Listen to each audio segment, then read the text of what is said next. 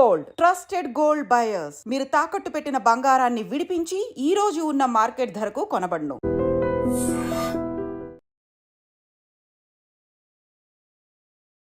విశాఖలో తీవ్ర సంచలనం రేపుతున్న సగం కాలిన స్థితిలో ఉన్న మహిళ అనుమానాస్పద మృతిపై ఇంకా ఉత్కంఠ కొనసాగుతోంది. దాకమర్రి పంచాయతీలోని ఫార్చ్యూన్ హిల్స్ లేఅవుట్లో మహిళ మృతదేహాన్ని ఒకరు గుర్తించి పోలీసులకు సమాచారం ఇచ్చిన వెంటనే భీమిలి పోలీసులు హుటాహుటిన సంఘటనా స్థలానికి చేరుకున్నారు.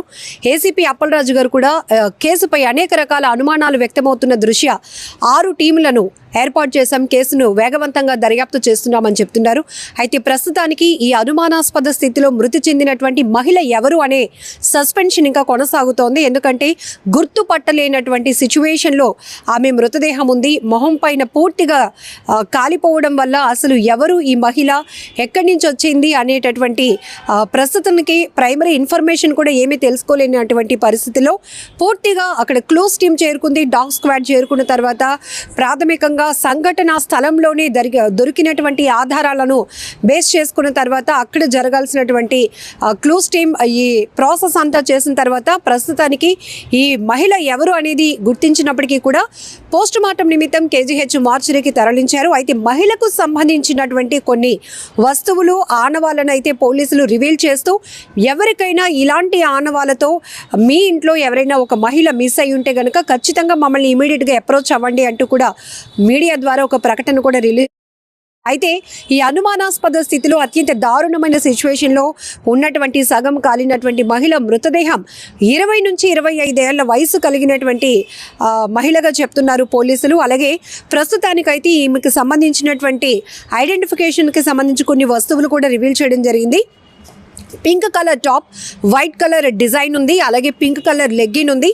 అలాగే ఆ అమ్మాయి 2 కాళ్ళకి కూడా బ్లాక్ కలర్కి, అంటే ఎడమ చేతికి 2 కాళ్ళకి పర్పుల్ వేస్తున్నట్టుగా కూడా తెలుస్తోంది. ఆమె మెడలో ఒక నల్ల పూసల దండ కూడా గుర్తించారు. అలాగే 2 కాళ్ళకు కూడా మెట్టెలు కూడా గుర్తించారు. కాబట్టి ఈమె వివాహిత అనేది పోలీసులు అయితే నిర్ధారించడం జరిగింది. అలాగే ఆమె బాడీ ఆ స్ట్రక్చర్ బట్టి కూడా 20 నుంచి 25 ఏళ్ల వయసు మాత్రమే ఉంటుంది అన్నట్టు కూడా పోలీసులు ప్రాథమికంగానే గుర్తించారు. ప్రస్తుతానికైతే ఈ మహిళకు సంబంధించినటువంటి వివరాలు ఇవి మాత్రమే ఉన్నాయి. అలాగే పర్పుల్ కలర్ ఫ్రేమింగ్తో ఉన్నటువంటి ఐ సైట్కు సంబంధించిన స్పెట్స్ కూడా ఆమె ఆ సంఘటనా స్థలంలో దొరికాయి. భీమిలి పోలీసులకు సమాచారం ఇవ్వాలి అంటూ పోలీసులు రిక్వెస్ట్ చేస్తున్నారు. ఎందుకంటే ప్రస్తుతానికి కొన్ని గంటలు గడుస్తోంది.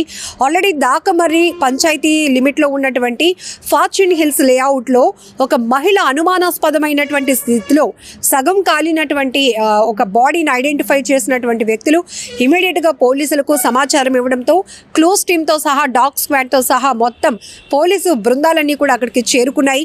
ఇమీడియట్గా అక్కడ ఎలాంటి ఆధారాలైనా దొరుకుతాయని చెప్పి గంటల తరబడి కూడా అక్కడ చాలాసేపు ఇన్వెస్టిగేషన్ అనేది కొనసాగింది. అయితే ఇమీడియట్గా ఇక్కడ చుట్టూ నివాస ప్రాంతాలు లేవు, అలాగే సీసీ కెమెరాస్ సర్వేలెన్స్ కూడా కవర్ అయినట్టు లేదు. ఎందుకంటే అది ఒక లేఅవుట్. ఆ లేఅవుట్లో ప్రస్తుతానికి మామిడి తోటలు ఉన్నాయి తప్ప రోడ్లు కూడా వేసున్నాయి, కానీ ఇంకా ఎటువంటి సిచ్యువేషన్ లేదు. అక్కడ ఒక జనసంచారం లేనటువంటి ప్రదేశం, నిర్మానుష్య ప్రాంతంలో ఈ మహిళ ఎక్కడి నుంచి వచ్చింది, ఈ మహిళను ఎవరు తీసుకొచ్చారు, అలాగే బాడీ ఏదైతే ఐడెంటిఫై చేశారో ఆ సంఘటనా స్థలంలో ఒక బీర్ బాటిల్ సీసా, గ్రీన్ కలర్ బీర్ బాటిల్ సీసా ముక్కలు కూడా ఎక్కువగా కనపడుతున్నాయి.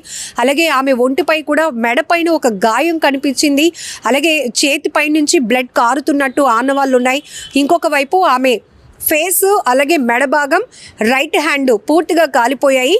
అలాగే చెస్టు, ఆ తర్వాత కింద పార్ట్ అంతా కూడా కొంత పాక్షికంగా కాలి ఉన్నట్టు పోలీసులు గుర్తించారు. కాబట్టి ఇది సగం కాలినటువంటి మహిళ మృతదేహంగా అనేక రకాలైనటువంటి అనుమానాలు అయితే వ్యక్తమవుతున్నాయి. ఒక దశలో ఆ మహిళ మృతదేహం లభ్యమైన తీరు చూస్తుంటే ఆమెపై ఏదైనా అఘాయిత్యం జరిగిన తర్వాత హత్య చేసి ఇలాగా పెట్రోల్ పోసి ఆమె మృతదేహాన్ని పూర్తిగా అంటే ఆధారాలు లేకుండా నాశనం చేయాలనే ఉద్దేశంతో తగలబెట్టారా అనే కోణంలో కూడా అనేక రకాల డౌట్స్ అయితే ఎక్స్ప్రెస్ అవుతున్నాయి. ఈ అన్ని కోణాలని దృష్టిలో పెట్టుకొని ప్రస్తుతానికి ఈ మహిళ ఎవరు, ఎక్కడి నుంచి వచ్చింది, అలాగే ఈ లేఅవుట్లోనికి ఎవరైనా ఇంకా దుండగలు వచ్చారా, ఈమెను ఎక్కడి నుంచి తీసుకొచ్చారు, ఇవన్నీ దృష్ట్యా కూడా 6 టీంలను అయితే స్పెషల్ ఫోర్స్ కింద ఏర్పాటు చేసి కేసుని ఇన్వెస్టిగేట్ చేస్తున్నారు. ప్రస్తుతానికైతే దాకమర్రిలో ఉన్నటువంటి ఫార్చ్యూన్ హిల్స్ లేఅవుట్ నుంచి అక్కడ మృతదేహాన్ని కేజీహెచ్ మార్చురీకి అయితే పోలీసులు తరలించారు. ప్రైమరీగా ఈ ఆధారాలు ఏవైతే గుర్తులు ఉన్నాయో ఆమెకు సంబంధించినటువంటి వస్తువులు కావచ్చు, ఆమె డ్రెస్సింగ్, ఇవన్నీ కూడా రివీల్ చేస్తూ పోలీసులు ఎవరికైనా ఎటువంటి ఇన్ఫర్మేషన్ ఉన్నా ఇమీడియట్గా మమ్మల్ని అప్రోచ్ అవ్వండి అంటూ కూడా చెప్తున్నారు. ఎందుకంటే ఫస్ట్ ఈమె ఎవరు అని తెలిస్తే కనుక ఆ తర్వాత ఇంకాస్త ఎఫెక్టివ్గా కేసులో ఎవరు ఈ నిందితులు, ఎవరు ఇంత దారుణానికి ఒడిగట్టారు, ఎందుకు ఇంత క్రూరంగా ఆమె పైన ఇంత పగలాగా కక్షలాగా తీసుకున్నారా, ఈ పగలాగా అంటే ఎందుకంటే అంత క్రూయల్గా మర్డర్ సిచ్యువేషన్ కూడా కనబడుతోంది.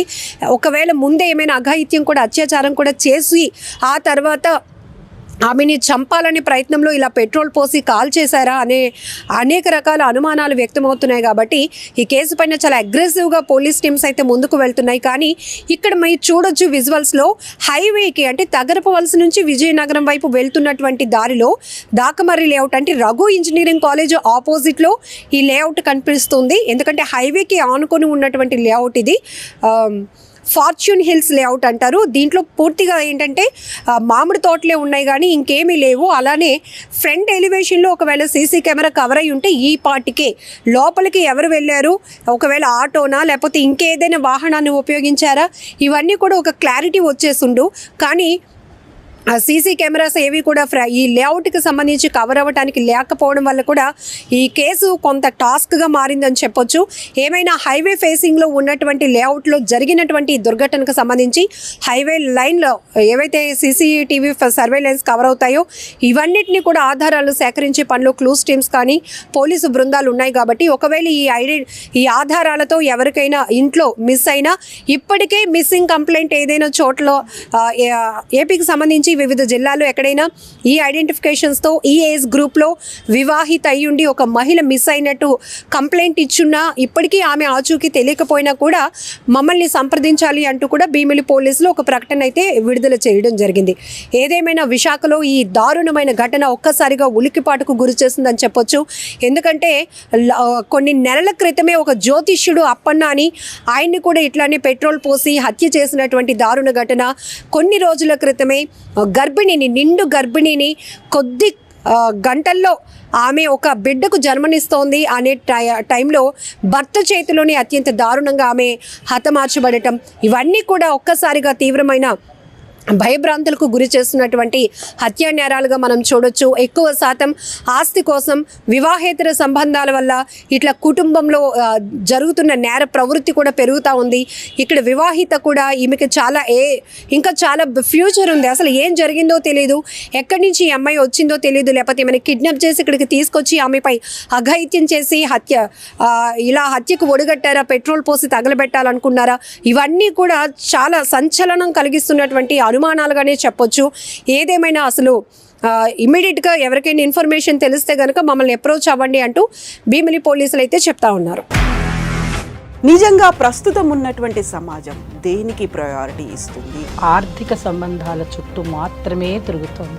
మళ్ళీ ఎన్నికలంగానే చాలా విరక్తి కలుగుతున్నాం. మంచి అనిపిస్తుంది కదా, లేడీస్ కూడా ఛాలెంజింగ్ జాబ్స్ చేసినప్పుడు చాలా బాగుంటది. ట్రాఫిక్ అసిస్టెంట్స్ గా నియమించిన ట్రాన్స్జెండర్స్ అందరితో సాల్యూట్ చేయించుకుంటున్నారు. ఫుడ్ డెలివరీ ఇవ్వటానికి వెళ్ళినటువంటి డెలివరీ బాయ్ అనిల్ పై కళ్ళ ముందు